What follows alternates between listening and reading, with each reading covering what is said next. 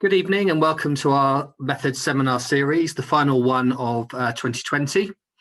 Rory Fitzgerald, I'm Director of the European Social Survey and Professor of Practice in Survey Research from City University of London.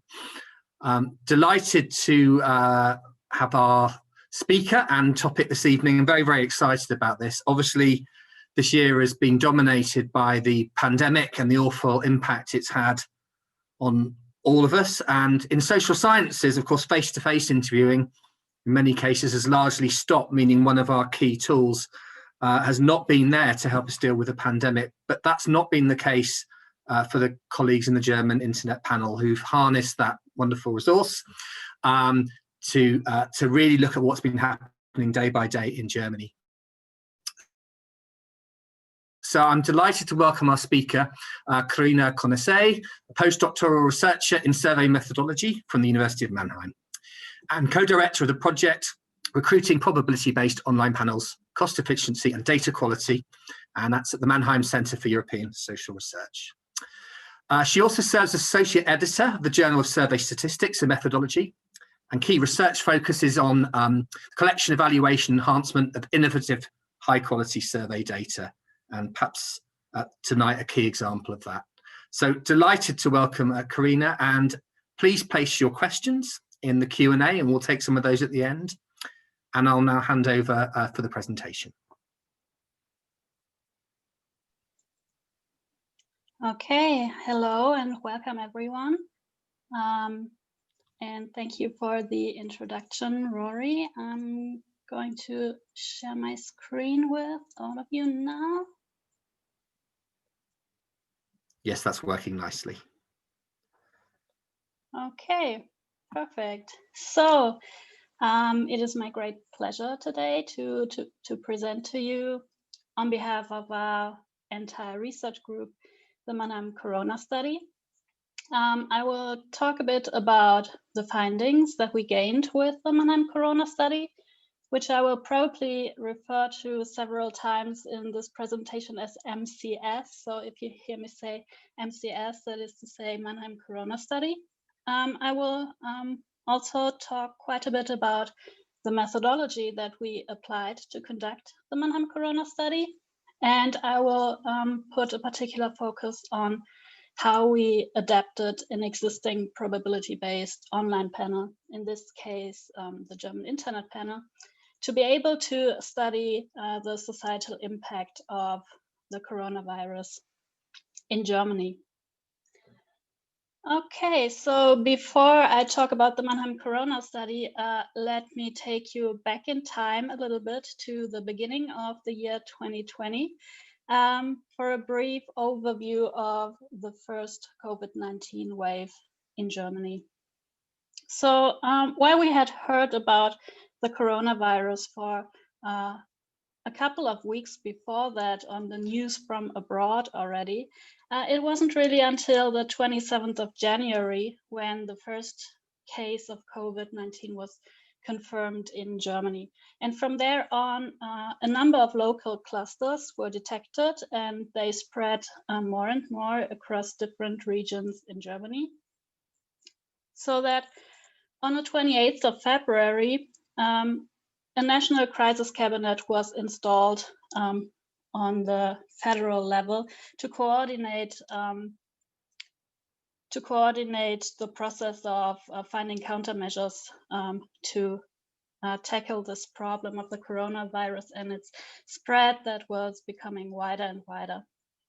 From there on, cases rose more and more still, and clusters became more and more diffuse, so that they weren't so easily traceable anymore, which led to us all entering a national lockdown on the 21st of March, which wasn't as strict as the lockdown in a number of other countries, like, for example, Italy, so we could still leave our houses whenever we wanted, but shops were closed and schools were closed, and even borders were partly closed to our neighboring countries. And so this had a large impact on our lives.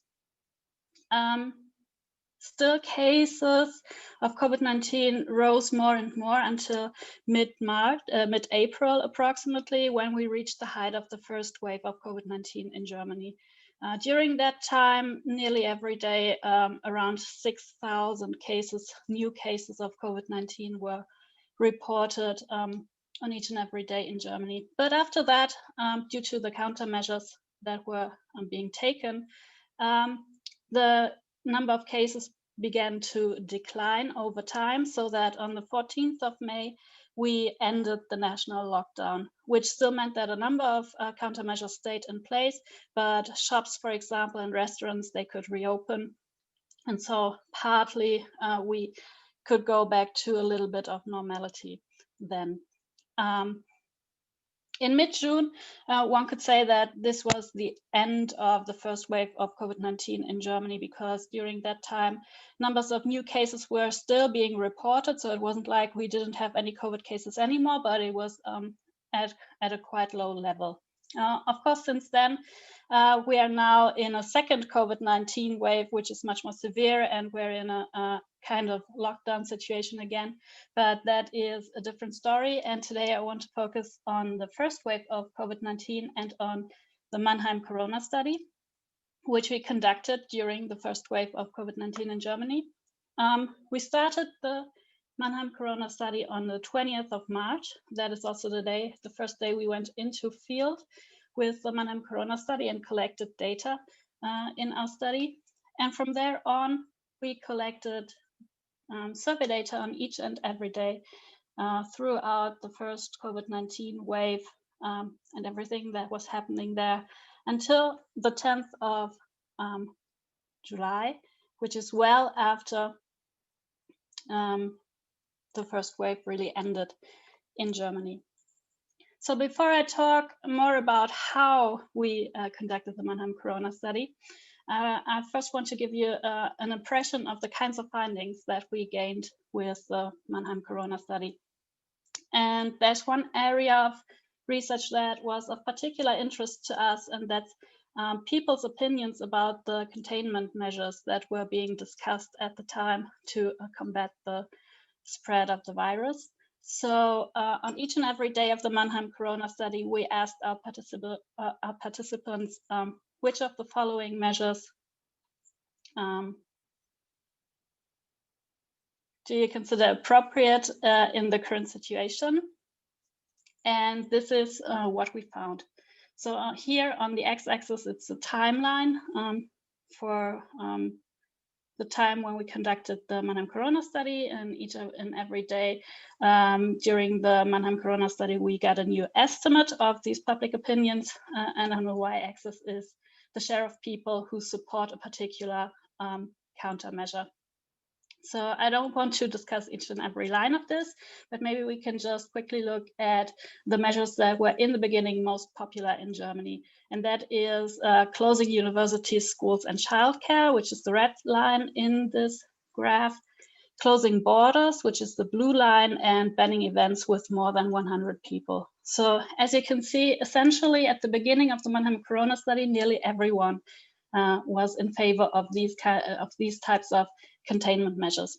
But then you can also see that probably starting in mid-April, support for these measures began to decline. In particular, strongly the support for border closures and closing universities, schools, and childcare declined quite a bit during that time until maybe the end of May, where support for these measures was at maybe 30%, 30 to 40% in the general population, and it stagnated at that level for the remainder of our Mannheim Corona Study. So because we collected data on each and every day of our study, we could also match it on each and every day to the official statistics on the epidemiological development of COVID-19 in our country, which I think is a real strength also of our daily data collection. So here on this graph, you can see again the proportion of the population that endorses the closure of universities, schools, and childcare, which you already saw on the previous slide. This time it is plotted against the number of new COVID-19 cases as reported by the Robert Koch Institute, which is the Center for Disease Control in Germany.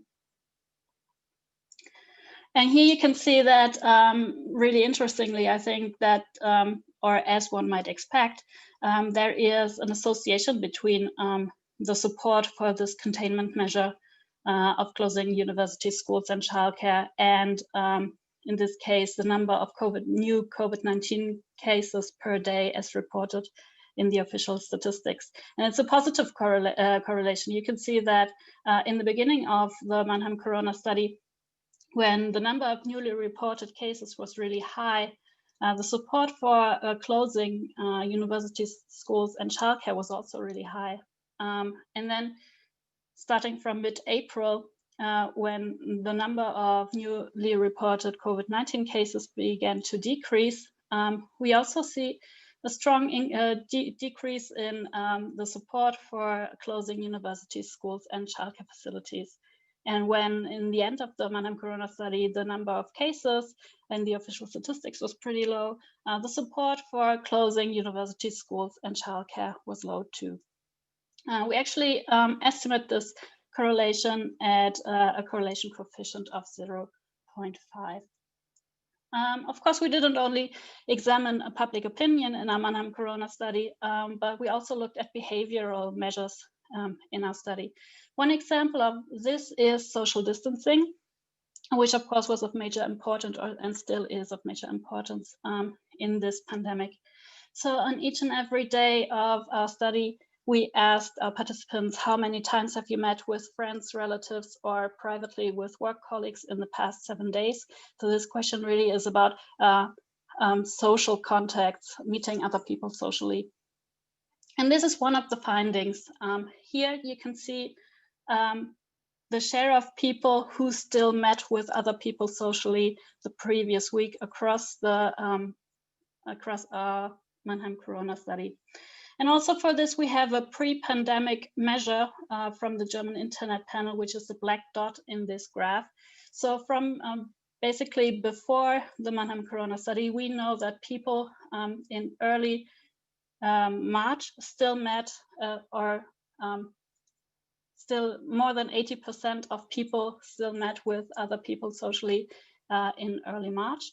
And when we started the Mannheim Corona Study on the 20th of March, we saw that that number had already dropped to below 60%. So quite a severe drop during the time that we hadn't yet started the Mannheim Corona Study. And from there on, we can watch every day how the share of people who still met with other people decreased really steadily until the end of March. And then it stayed at a really low level. So only around 30% of people were still meeting other people socially during that time. And it stayed that way for at least a week until around the 10th of April, when the share of people who met with other people socially began to increase again slowly but steadily over time. And again, we plotted this against the epidemiological development here at the example of new COVID-19 cases again from the Robert Koch Institute. And here you can see, as compared to the topic before, this is quite a distinct negative correlation here between our estimates on the share of people who met with others socially and the number of new COVID-19 cases. So in the beginning of the Mannheim Corona Study, when the number of COVID-19 cases that were being reported was pretty high, the share of people who still met with others socially was pretty low. And then when the number of COVID-19 cases began to decrease, the share of people who met with others socially began to increase. So this is can quite clearly be seen here. We estimate this correlation with a correlation coefficient of 0.4. One thing that I find particularly striking about this graph is that it really shows how important the daily data collection was for us during that time. Because normally with the German Internet Panel and many other probability-based online panels, collect survey data only every other month. And if we had done so, we might have seen here, as displayed by the blue circle, that in March, the share of people who still met with other people socially had dropped to around 60%. And then again, if we had then kept our regular data collection rhythm, we would have collected data again in mid-May, and have seen that the number, the share of people who met with us socially had increased again. So we might have thought that all that happened was that the share of people who met with us socially decreased to around 60%, when really we would have missed all of this here. So we would have really missed how severely people reduced their social contacts. Of course, there are lots of other topics that we examined in the Mannheim Corona Study, and I can't mention all, but I want to mention a couple where we have interesting working papers or publications out already. One is employment. So on the slide, you can see references to papers from our research group on employment. Then also technology, where we particularly focused on how people were reacting towards the contact tracing app that was being planned in Germany at that time. And also an important issue that we study quite a bit is mental health, where we focused on all kinds of things regarding depression and health behavior and such. So instead of talking more about the many interesting findings that we gained with the Mannheim Corona Study, I now want to switch focus to how we did all of this. And here the crucial ingredient really is the German Internet Panel, which was already in place and which we could use to recruit the Mannheim Corona Study from. So the German Internet Panel, or short GIP, is a panel data infrastructure that has been in place since 2012. So since 2012, we have been collecting data every other month. So the great thing here is that we already had the sample. It was already drawn. People were already contacted. People were already members of the panel. Also, we had quite a bit of background information about our participants already. So we didn't have to waste time asking people first about like their age and gender and education. We had all of that information about our participants already and could jump right into asking Corona-related questions. And then another important thing about the German Internet Panel, of course, is the online methodology, because as Rory said in the introduction to this presentation, it's really hard for face-to-face studies just to conduct surveys at this point in time during the pandemic. And it's also, of course, quite a bit too slow to do a daily data collection. So the German Internet Panel already had that online methodology. So every participant of the German Internet Panel is used to participating in online surveys. And these surveys are, of course, also in a mobile optimized design. So people are used to being able to complete surveys with whichever device they would like to use and feel most comfortable with. And then one element of the German Internet Panel that I find particularly important is that it relies on a probability sample. So this is not a non-probability survey study like the many non-probability studies that are currently out there. It had 3 independent rounds of drawing a sample and recruiting panel members. It relies on a traditional multi-stage probability sampling procedure, very much like the sampling procedures that are used for all of the major survey programs in Germany. Among them, of course, the ESS and also the General Social Survey. The recruitment of the German Internet Panel is conducted offline with traditional offline surveys, and also in the early years of the German Internet Panel, we applied an offline population inclusion strategy to provide people who didn't yet have access to the internet with the means to participate in our study. So this is the basis for our Mannheim Corona Study. And the Mannheim Corona Study has 3 key features. So one is, of course, the infrastructure. That is a main key feature, because we needed the German Internet Panel to really be able to conduct our study so fast, have our participant sample ready so fast, and invite people regularly, really fast to our surveys. So, and also important to highlight here is that the German Internet Panel is situated in another infrastructure, which is the Political Economy of Reforms Collaborative Research Center, which supplied us with all kinds of support, like the funding we needed to get the Mannheim Corona Study started, and also IT support, admin support, everything that made this possible and made it possible to go into the field so fast. And of course, our team, our survey operations team, was crucial to being able to do this. All of them have been with the JIP for a long time and have their roles within the project and their processes, and are experts on probability-based online survey data collection. So that was also crucial to be able to do the study.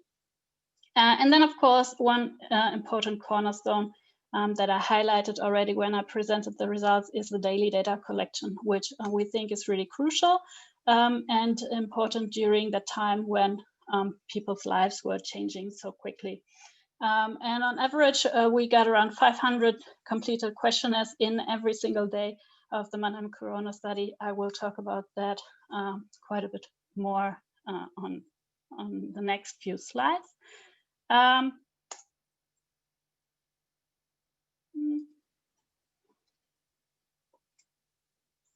Somehow I can't, okay. So some issues, but now I think it's back. Okay, great.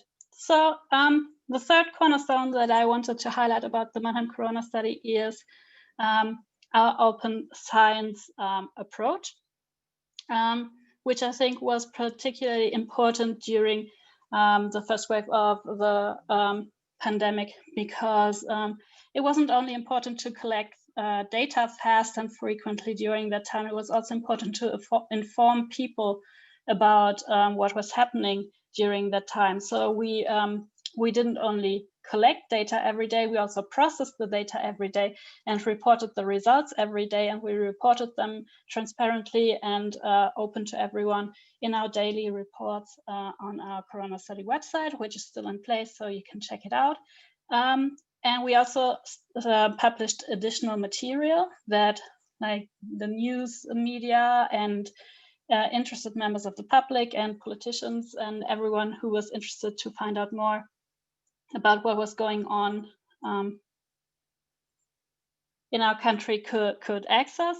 So we published focus reports, which were more detailed topical reports on certain topics. Like, for example, we published a focus report on what was going on in terms of employment during that time, or governance during that time. Those are also available on our website. And we published results tables. So each and every estimate that we ever got from our study is published in results tables. So you can find all of them if you're interested, also on our website. And also we published all of our questionnaires for use and reuse. So if other people wanted to conduct Corona studies and wanted to use our questions, that was also easily possible for them. We published everything under CC BY license for free use of results. So as promised, I want to talk a little bit more about how the adaptation process worked from the German Internet Panel to the Mannheim Corona Study. So first of all, there was the German Internet Panel, so our longstanding survey infrastructure with data collection since 2012. And as I already mentioned, the German Internet Panel had 3 rounds of recruiting new participants. The initial recruitment took place in 2012. There was a refreshment, an independently drawn refreshment sample in 2014, and another refreshment sample in 2018. So that is everyone who is in the German Internet panel is integrated into the whole infrastructure. So the new samples are integrated into the infrastructure that is already existing. In 2020, as I said, we took the whole sample of the German Internet panel and created the Mannheim Corona Study, where we collected data. We collected data from March till July. And of course, we couldn't ask all of our respondents on each and every day for 16 weeks to participate and answer the same questions again and again. So there was the question of how can we collect data every day, but not ask everyone to participate on each and every day. So the solution we came up with is that we split the sample into 8 random subgroups. And the first 7 random subgroups were each assigned to a day of the week. So the first random subgroup, for example, was assigned to Monday, the second to Tuesday, and so on. And people in a particular subgroup were only invited on that particular weekday. So everyone who was in the random subgroup that was assigned to Monday received an invitation to participate in surveys on each Monday for 16 weeks. And that's how we achieved daily data collection and still also apply a longitudinal perspective where we can follow the same people over time. Then there's also an 8th subsample that we drew randomly from the JIP participant pool, which is our control group, because we wanted to find out whether conducting the Mannheim Corona Study had an impact on the underlying JIP infrastructure. So this subgroup never knew the Mannheim Corona Study existed. They were never invited to it, and they just served as a control group to see whether there was an impact, and the Mannheim Corona Study participants would, for example, not want to continue being in the German Internet panel because they felt overburdened or something like that. And I will show you some results on this issue later on. So let's turn to how well our methodology worked. We, of course, examined that quite a bit. One important issue, of course, is panel participation. So in total, 4,898 people were invited to our Mannheim Corona Study. Of those, 4,387 people participated at least once, so at least completed one of the weekly survey questionnaires. And 1,910 people participated each and every time they were invited for 16 weeks.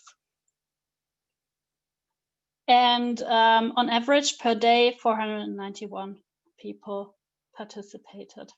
So in total, that makes for 54,696 completed questionnaires that we always processed immediately and reported results on immediately across the 16 weeks of our Mannheim Corona Study. Here are some results regarding response rates. So response rates were calculated as number of people who participated on a given day, divided by the number of people who were invited. And here, let's start with the smooth black line that's going through the dotted line. This is the weekly average response rate, so averaged across each week. That is the response rate, and as you can see, it's around 60 to 65% per week, and it doesn't really decrease over time. So it's relatively or quite stable over time. Now, if you look at the dotted line that runs through the smooth line, that is the daily response rates. So as you can see on the different days of data collection, sometimes the response rate is a little bit higher, sometimes it's a little bit lower than the average. So it diverges a bit, but not a lot. And in other analysis, we also found that there isn't really a particular weekday where response rates are much better than on another weekday. So it's not like on Sunday, everyone has nothing else to do but participate in surveys, so response rates are really high. And then on Monday, everyone's busy with work, so response rates are low. So it's not really the case that something like that happens. And then let's look at the third line, which we call the immediate response rate, which is the dotted line that's below the other lines. This refers to a particular feature of the Mannheim Corona Study that I haven't talked about yet, and which is that we really needed the data to come in fast. So we couldn't give participants like a week or a month to complete the survey, because the next week they would already get the next invitation, so that wouldn't really work.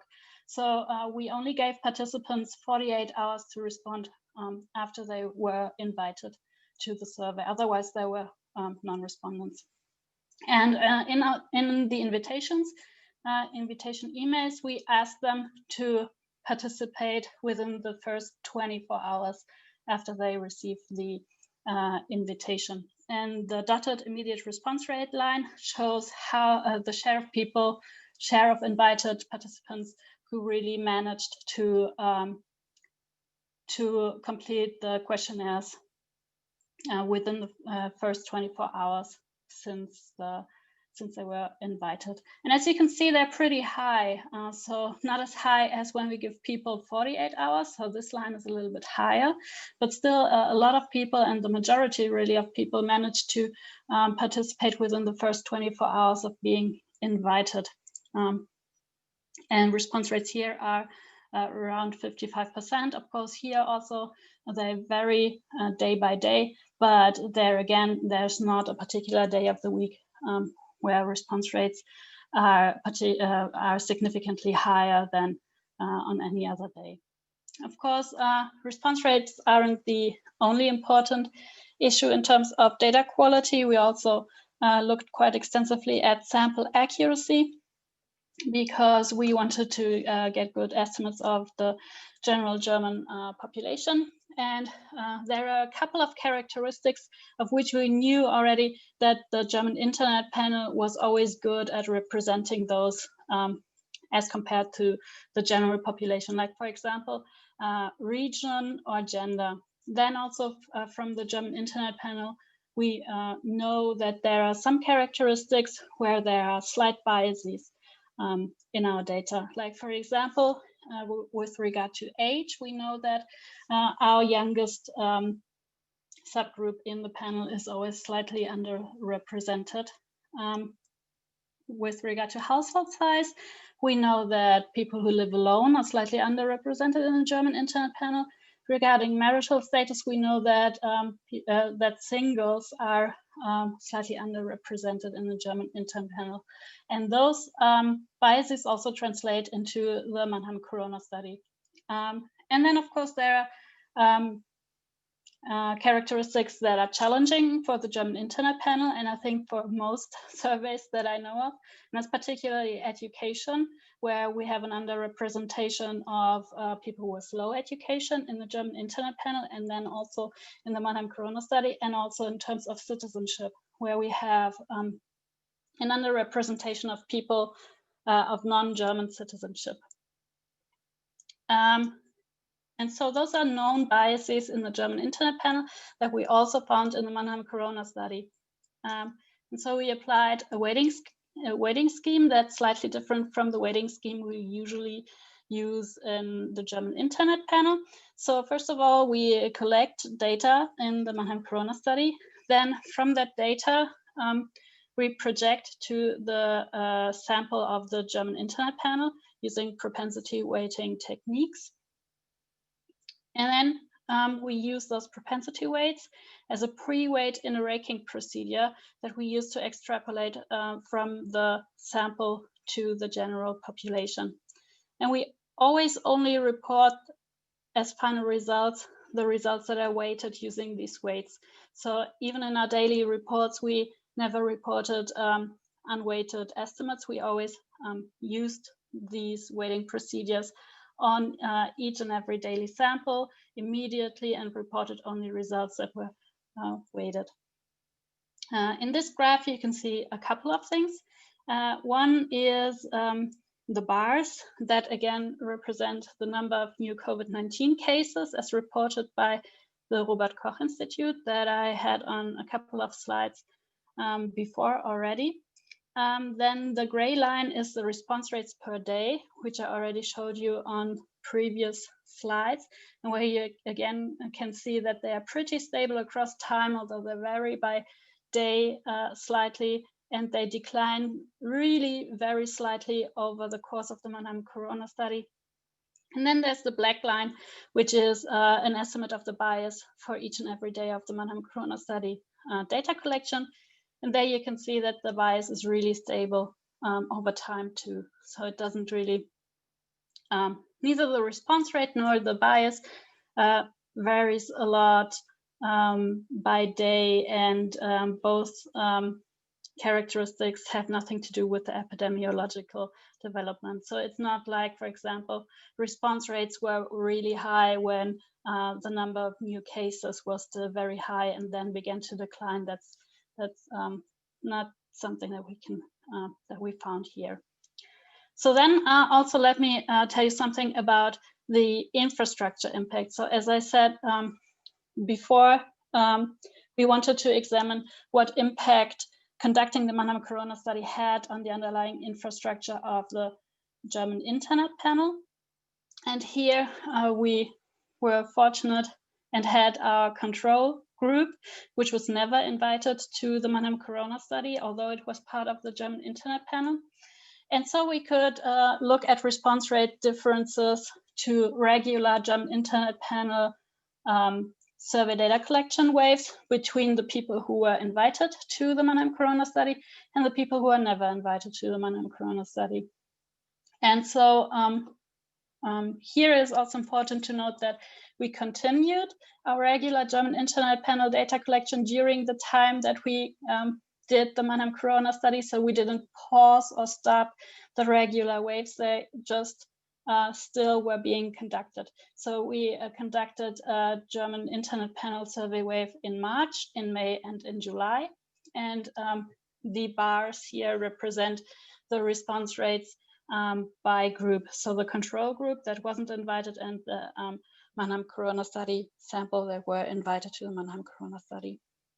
And here you can see basically that in all of these months, the response rates are really similar. So the only significant difference between control group and people who were invited to the Mannheim Corona Study is in March, and it's only very slightly statistically significant. So from this, we really conclude that at least for the time that we've examined so far, the Mannheim Corona Study didn't have a negative impact on the German Internet panel. So it's not like people who were in the Mannheim Corona Study thought it was overburdening to also conduct, to also participate in the German Internet panel survey data collection waves. That seemed to be fine. Of course, we're conducting more analysis on the incoming data from the next couple of waves. So I want to give a quick summary with regard to the recipe that we used to cook the Mannheim Corona Study. And it really had a number of ingredients that I talked about so far, and I just want to mention the most crucial ingredients again. So one is, of course, the infrastructure, so that we had the German Internet panel in place and that we had the supporting elements of the collaborative research center, that we had the quick funding opportunities that are part of that collaborative research center. That was really crucial to be able to conduct the study. And then, of course, our experienced survey operations team, which are very experienced in online panel, in conducting online panels already. The probability sample is something that I think is really important here, because we really wanted to estimate univariate estimates and really be able to say, like, this or that percentage of people in Germany have this or that opinion. We think one very crucial element for being able to do so is a probability sample that we could rely on. Also, the online methodology, of course, was crucial to be able to collect data so fast and contactless and without interviewers. So that was crucial. Daily data collection. I hope you remember that I showed you that I think this was really important, because if we hadn't collected data on each and every day, I think we would have missed major developments in our society.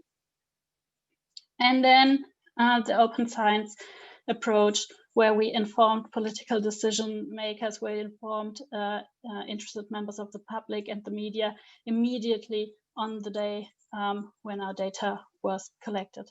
So, of course, it was important to have a team ready to conduct the Mannheim Corona Study, and that is everyone in the core team. So, of course, the survey methodologists in our team, but also, of course, it was crucial to have experts on substantive social science research topics in our team. And that is everything from me. Thank you for your attention.